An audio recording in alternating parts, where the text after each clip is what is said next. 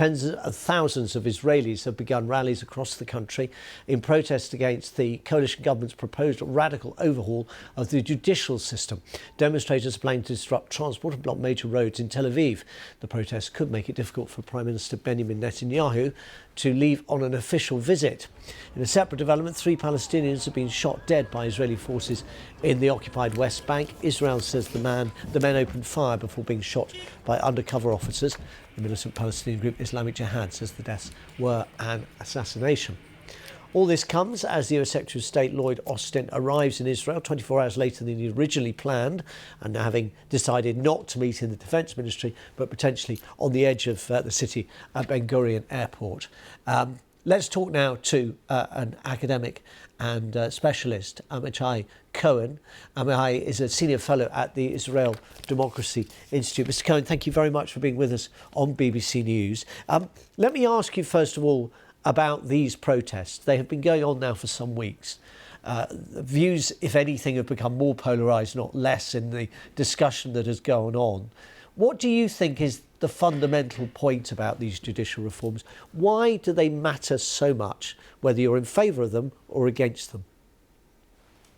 They matter so much because if passed, they will actually make the government, and especially a very small group within the government, the nucleus of the leaders of the coalition, people who have political power without limitations. Israeli politics is very centralized. All power is centered, all political power is centered within a very small group of people, and without effective judicial review, there'll be no checks and balances on their power.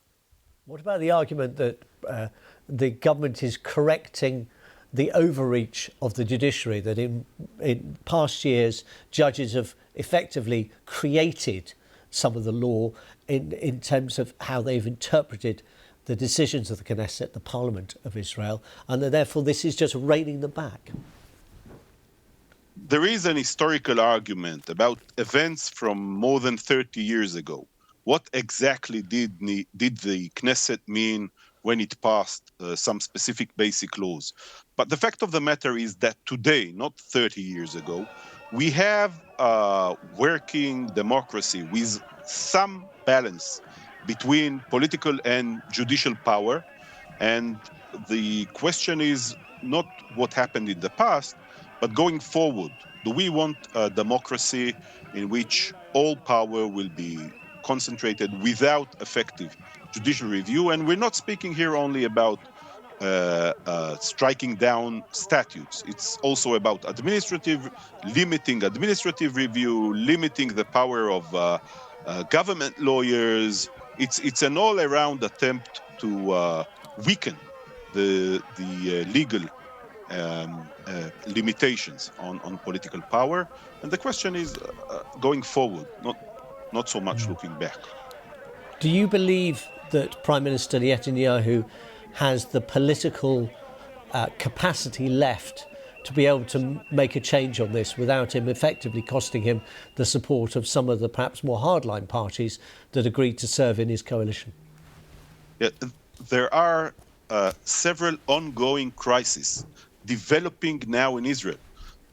On top of the political crisis, there is an economic crisis and a security crisis within the armed forces and an international crisis. So to me, it's unthinkable that the Prime Minister will not in some way push for a compromise in this area. I don't think that Netanyahu wants his legacy to be destruction of everything he achieved during his tenure as Prime Minister in terms of economy and international standing of Israel.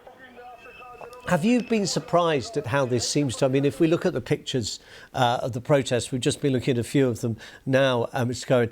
Have you been surprised how sustained they've been and how apparently broadly they have drawn support? It's not just, is it, the people who would normally be critics of Benjamin Netanyahu? Definitely not. It's a widespread opposition.